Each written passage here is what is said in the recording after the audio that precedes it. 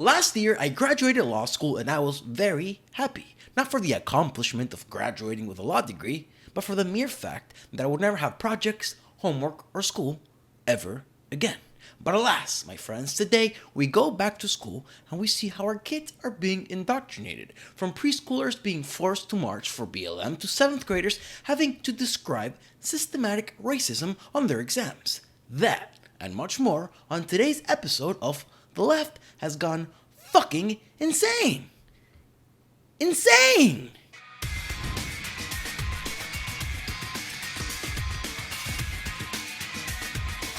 As per usual, let's begin with my Twitter, Gaston the Ginger on Twitter, and live on YouTube. So subscribe to the YouTube channel, follow me on the Twitter sphere, and let's begin. Look how cute these dogs are. Look at that hairline. You know, a couple of years ago, my hairline was like right here. Right here. All this was covered in hair. Right here. Unbelievable. Unbelievable. Anyway, who wants to go to see what Canadians are being taught in 7th grade? And you might be thinking, who cares what they're being taught in Canada? We are in America. And you're right. You're right. However, these leftist, radical, communist policies always start in Canada. Then they go to California, and then they spread throughout our country. So let's pay attention and let's check this story out. This is from a 7th grade exam in Quebec, Canada. Name 2 different systems that participate in systematic racism. For one of the systems, provide an example of how this system can be seen as racist. Systems: prison system and job applications. Example: in the prison systems, black people have a higher chance of going to prison than white people and have a higher chance of getting longer sentences. If you apply to a job with a white-sounding name, you have a higher chance of getting a call than with a div name. Okay. Give one example of white privilege as the power of normal. Going to a hairdresser, white people will find all the products they need, unlike different types of people. And the products for black people will not be there or in a small shop called ethnic. This is plain old Marxist communism. There has to be everything for everybody in equal amounts. Your society is 80% white, 70% white. Sorry, you need to have the equal amounts of indigenous, black, Latinx, and white. And, it's funny. White. People say whiteness. White has so many different cultures, as do blacks. You think people from Nigeria are the same as people from Haiti? People from Somalia are the same as people from Ghana? I don't think so. What about a French guy? A black French guy? Is he the same as a black American dude? I don't think so. You know why? Because these people are individuals from different cultures. They just have different skin colors. Nobody gives a shit. I wanted to say something about this example. Oh yeah, it is true that we have differences in sentencing laws, for example, for crack cocaine and for cocaine. That is a racist difference. But to say that we have a systematic racism in our prisons, it's ridiculous. People say, yeah, how many incarcerated people are black? For our population, it's only 11% black. Well, how much of our violent crime is committed by black folk? Have you ever thought of that? I'm not going to pull out the stats now. I've done it before, and I'm telling you, it's a very high number. And it correlates to the percentage of black folk in prison. But this next one is equally disturbing. Define a microaggression. Microaggressions are like small aggressions that can slightly offend someone else, like asking why they are in a white, I don't know what that says, white neighborhood if they're Asian, and saying they are suspicious. All right, well, I wouldn't say that's a microaggression. That's racist. Saying you're in a white neighborhood, you're Asian, what are you doing here? That's not a microaggression. That's racist. What these woke fools think is a microaggression is if you see an Asian dude, they say, hey man, where are you from? How dare you assume I'm not an American? Why? Just because I look different? How dare you notice I look different? Explain how someone's intersectionality might change the way they experience the world. Oh, I know. If you identify as a non-binary trans person, you have a mental illness. And that severely affects how you see the world. You think you're a victim when you're not. You think you're a woman when you're not. You think you're a non-binary cucumber self when you're not. If you're a white person and you travel around the world, you will be well treated. If you are black or Asian, you will be not so well treated. Okay, I know this is a kid from 7th grade, but he's getting all this bullshit talking points from his teacher. This is one of the dumbest things I've ever... People say America's racist. Go to Asia. Go to China. If you're white, if you have red hair, people will stop in the streets to take pictures with you. If you're black in China, people will stop on the street to take pictures with you. They will think you're just like, oh my God, what is this? What is this? I swear to God, same thing goes for Japan. These people, it's not to say that they are racist societies, but they're homogeneous societies. They're all the same. So when an outsider comes out with white skin or black skin or round eyes, because yes, they call us round eyes. Who cares? You know why? Because we have round eyes. Compared to them, they got slant eyes. Oh my God, you notice the difference? You're racist. Oh my God. And I thought this was funny. Bonus! What pattern was on Miss Fratassi's sweater on Wednesday? The kid got it wrong. He said red lines. He got an X. But what I think is funny here is that all these woke teachers that we see on TikTok talking about their gender and their sexuality, they're so narcissistic. They're making class about themselves. So let me translate what this teacher is saying. Were you concentrating on what Miss Fatassi was wearing on Wednesday? Because that's the most important part of the lesson. Not the dumb systematic racism that I'm teaching. It's just what I'm wearing. Because I'm the center of the earth. Those are the teachers these days. And yes, it's Canada, but it's coming here too. But let's move on to, I don't know, preschool? Oh no, that's the wrong video. Here. An example of apprenticeship to the state in the school in DC forced kindergartners to march around with BLM signs and chant Black Lives Matter. If this is not indoctrination, then I don't know what is. Let's get some sound going on, baby. And as always, enhance.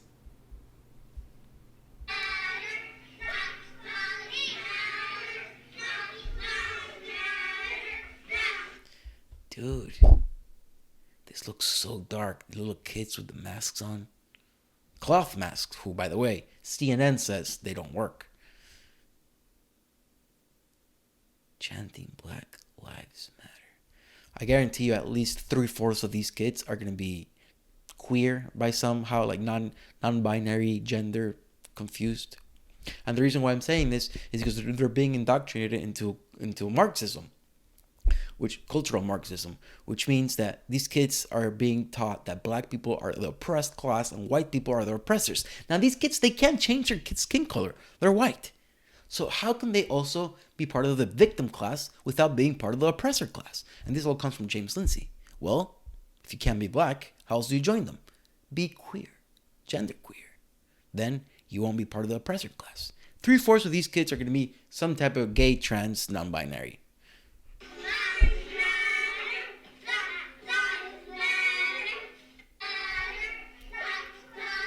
That's incredible. That's incredible.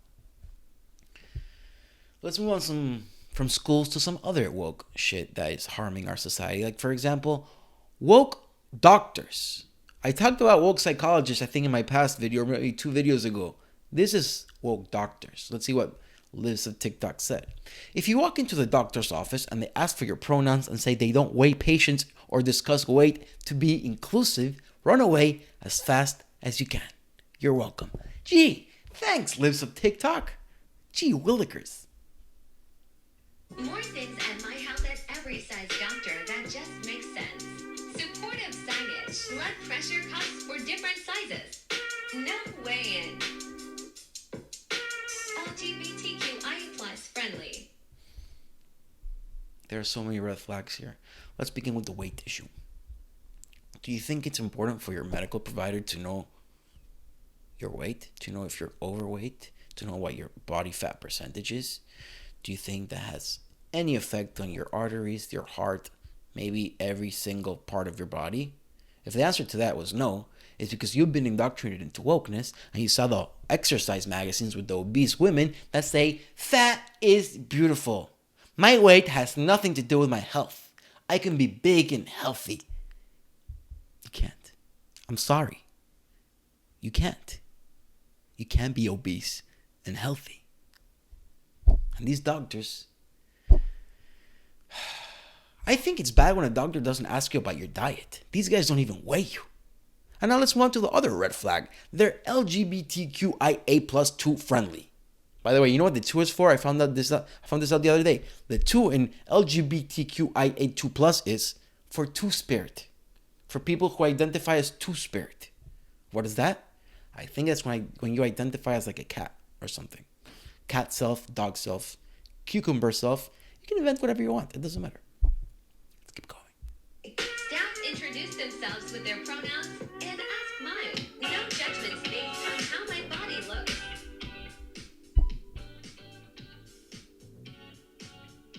Even more inclusive. More things at my house. Why were they going so overboard with all the rainbow flags? It's a little pedo for me. Let's move on. Oh, talking about pedos. The rest of our clips are from pedos. This is a fucking college professor. And then we're going to move on to a Facebook executive being caught by amateur pedo hunters. But let's talk about this guy. This guy suggests that he suggests that we don't know if sex with a minor. Why read it? Let's hear it from the horse's mouth.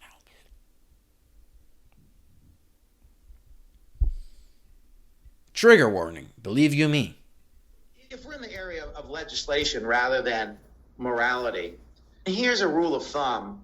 If you don't know whether something has expected good or expected bad consequences, the thumb on the scale should go to liberty. So if we don't know whether willing sex with 15-year-olds. Willing sex with 15-year-olds. Let's talk legally first, then we'll talk morally, like he makes the distinction. Legally speaking, there's no such thing as consensual sex with a 15-year-old because by definition, by law, a 15-year-old is a minor and is therefore unable to give consent. Legally, what this guy's saying makes no sense. But let's talk morally. Do we really not know if an adult having sex with a minor, in this case a 15-year-old, will have negative impact on her life? Do we really not know this? Is going to have net good or bad consequences. It's not like you say, oh, well, go ahead and ban it. The idea is that people trying to criminalize something bear the burden. And even having harsh opinions on this, before we condemn people for engaging these on the basis of probabilistic utilitarianism, we should know that it does pose a risk for those and only those willing participants. I don't think we know that. If we're in the area of legislation. There's more. I'm speculating here, but it's not obvious to me there aren't evolutionary advantages. And here's the reasons to think there are evolutionary advantages. One is when you test college-aged males, surprising numbers, like over 1/5, show attraction to prepubescent individuals. I assume that's mostly girls, and that's true not only when you ask them, they self-report it, which people have got to be hesitant to self-report it, but when you use the penile responses, which are the kind of true test.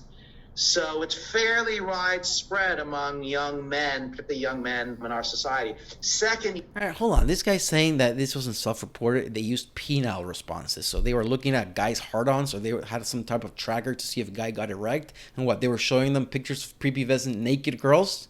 How are they running this test? What is this guy talking about? This makes no sense. You see it in the hunter-gatherers, right? You see it in all sorts of cultures that are quite different than our own, in places like New Guinea and things like that, Melanesia. In New Guinea, there's a culture where the men, it's a tribe, the men make the little boys suck their dicks. I swear to God, that's what he's bringing up right now. I heard it on the Joe Rogan Experience, and this guy basically confirming it for me. And he's bringing us a positive example. And third, you see it historically. Right? It was true in adult-child sex, true in ancient Japan, ancient China, ancient India, Egypt, even Great Britain. And you see in our closest cousins, the bonobos. Right? Bonobos are the closest to us genetically. So Hey, the monkeys fuck each other. The monkeys fuck the kids. So, I mean, they're our closest cousins. They're our closest cousins. Is that okay? Can I rape the little girl now? The bonobos did it, though. No? Okay. If you see the same preference for adult child sex in young males today, in hunter-gatherer societies today, in history, and our closest genetic cousins, there's excellent reason to believe, not excellent, but there is good reason to believe that there's actually a strong benefit to adult-child sex. Now, what is that benefit? I'm not entirely sure. It might be that people are getting acclimated to sexuality, or they're getting prepared for a long... Sorry, I'm kind of like, my brain kind of got electrocuted when he said there's benefits to adult-child sex. You two, please don't ban me. These are not my words. These are the words of a college professor in the United States.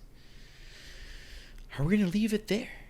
We got one more story. A Facebook executive being caught by amateur pedo hunters. From Andy Go. No.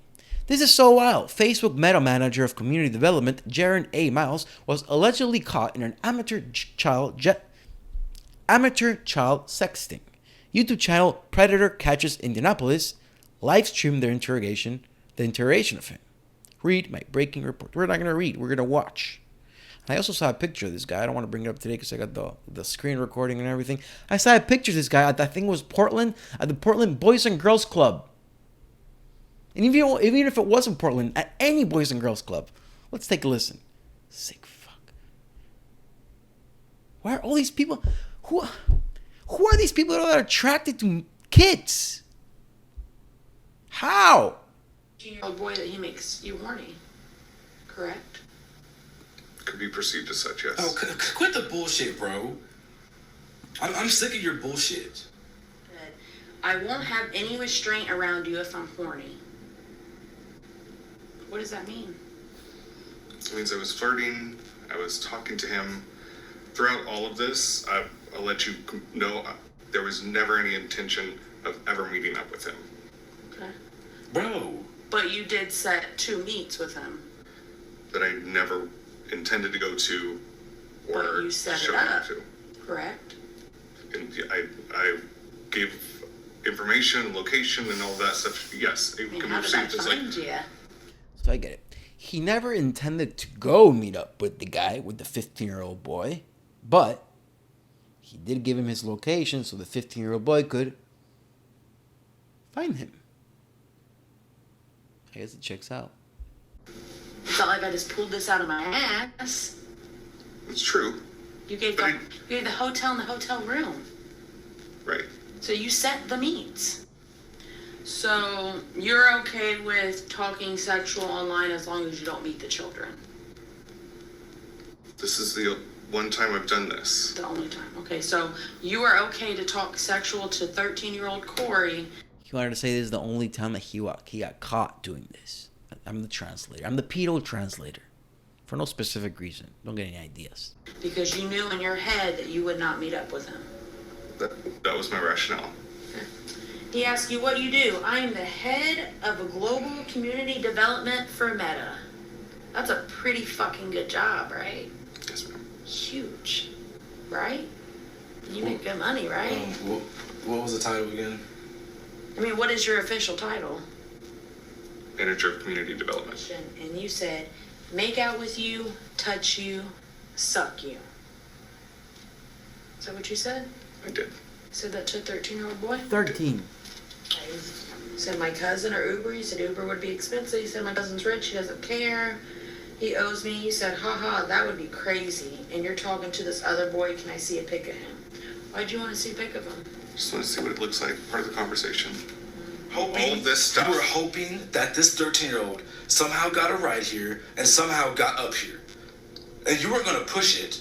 You weren't going to be like, yeah, I'll come get you, come that. You weren't doing that. Maybe because you're scared to get caught or something. But you were praying and hoping that this boy would show up knocking on your fucking door. That's why you gave him the address. You gave him the room number. It's true. Well, let me say, you're a very evil man, okay? You might not remember it, which is bullshit, because I know you're fucking lying. But you fucking hurt somebody. Probably more than one person. Look at the face of a little pedo fuck who got caught and exposed to the world. That's the face. That's the face like, oh, fuck. My life is over. Fuck. Good. Person. This isn't your first fucking time. This isn't my first time catching fucking pieces of shit like you. By your verbiage, little boy, it's illegal, little boy. This ain't your first fucking time. Beautiful. Beautiful. Sick fuck. Well, those are the clips of today. Do you feel any better? Did I make you feel good? No, probably didn't. Maybe I should have some type of comedy, some type of uplifting video one of these days, because I'm hitting it hard with indoctrination, and the videos keep getting darker and darker. For the love of Mithras. Sick fuck. Well, if you have kids, send them to private school. Make sure it's good at school. Make sure your kids are being taught, not indoctrinated, not marching to BLM or describing systematic racism on exams. Make sure you subscribe to the channel. Follow me on Twitter, on BitChute, on Minds, on Odyssey, on all of them. YouTube doesn't like me. It's hard to grow, but who cares? We keep going. We're not going to stop because there's a lot of indoctrinating fucks and there's a lot of tyrants like, Justin Trudeau Castro over in Canada and the Biden regime over here. So we're going to have to keep going. Gaston the Ginger keeps going. Thank you for watching, and I'll see you next time.